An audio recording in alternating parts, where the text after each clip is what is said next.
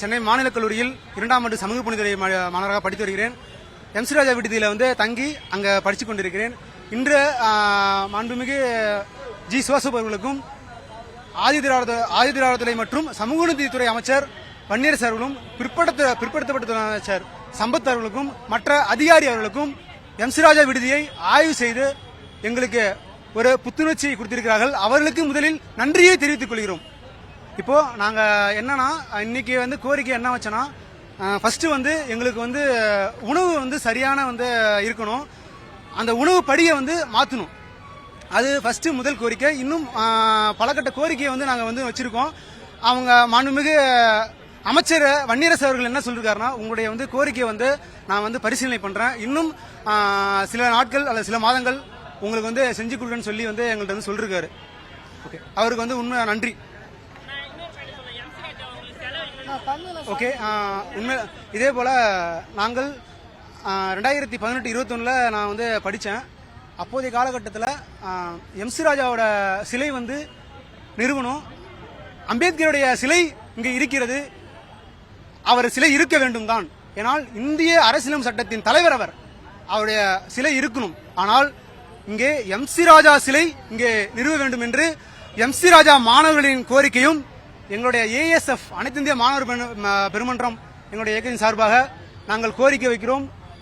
இங்கே விடுதியில வந்து உணவு வந்து சரியாக இருக்கணும், அதான் ஃபர்ஸ்ட். அடுத்து வந்து கழிப்பறை, அடுத்து வந்து வாட்ச்மேன் வந்து எங்களுடைய வாட்ச்மேன் இருக்கார்ல, பகல் நேரத்தில் வந்து அவர் வாட்ச்மேன் இருக்கிறார், 2 வாட்ச்மேன் இருக்கிறார்கள். பகல் நேரத்தில் வந்து உறங்குகிறார். அதே போல இரவு நேரத்தில் வந்து வாட்ச்மேன் இருக்கிறார். ஆனால் அவர் வந்து மாணவர்களை சரியாக கவனிப்பதிலே அசிங்கமாக பேசுகிறார். நாங்கள் இப்ப கேட்டரிங் வந்து எங்களுடைய மாணவர்கள் வந்து எல்லாம் பணக்காரன் வீட்டு இல்ல, அம்பானியோ அதானியோ வீட்டுக்கு வந்து நாங்க வந்து யாரும் பிறக்கல, அன்றாட காட்சிக்கு பிறக்கிறவங்க எல்லாம் ஆட்டோ தொழில் செய்வர்கள், ஆட்டோ தொழில் செய்வர்கள், தினக்கூலி மாணவர்களாக நாங்கள் இருக்கிறோம். ஆனால் எங்களுக்கு கேட்டரிங் தொழில் ஒன்று தான் இருக்கிறது.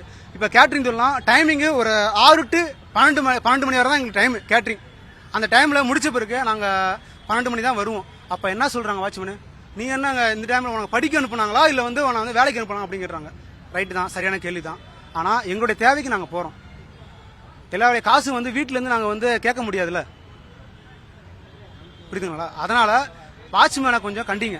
மாணவர்கள் கோரிக்கை தான், வாட்ச்மேன் வந்து மாணவர்கள் வந்து இழிவா பேசக்கூடாது. ஃபர்ஸ்ட் நாங்க எந்த அளவுக்கு இரவு காப்பாளர் பகல் காப்பாளர் அவர்களுக்கு வந்து மாணவர்கள் வந்து மரியாதை கொடுக்கிறோம்.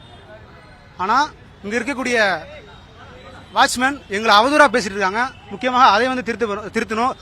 அடுத்து வந்து ஸ்காலர்ஷிப், இப்ப நாம வந்து கல்லூரியில் படிக்கிறோம், கல்லூரியில் படிக்க தேவையான ஸ்காலர்ஷிப் வருது.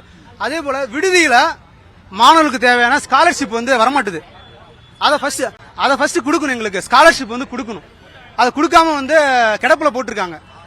அந்த ஸ்காலர்ஷிப் பதிலாக அந்த பொலிவு என்கிற டிபார்ட்மெண்ட் சோப்பு, பர்பஸை அதே போல சில பொருட்களாக கொடுக்குறாங்க. அந்த பொருட்களாக கொடுத்து இந்த காசு வந்து அவர் ஆட்டை பொருட்களாக இந்த கேள்வி மாணவர்கிட்ட வந்து ஏற்படுது. நீங்க வந்து பண உதவி கொடுத்தாதானே நாங்க வந்து அடுத்த முறை வந்து நாங்க வேலைக்கு போக மாட்டோம், அவர் கேள்வி இருக்குல்ல. ஃபர்ஸ்ட் எங்களுக்கு தேவையான ஸ்காலர்ஷிப் போடுங்க. அடுத்து வந்து நூலகம், பழைய விடுதியில வந்து நூலகம் இருக்கிறது. ஆனால் அது ஒரு 400 படிக்கக்கூடிய மாணவர்களுக்கு பொருத்தமில்லை.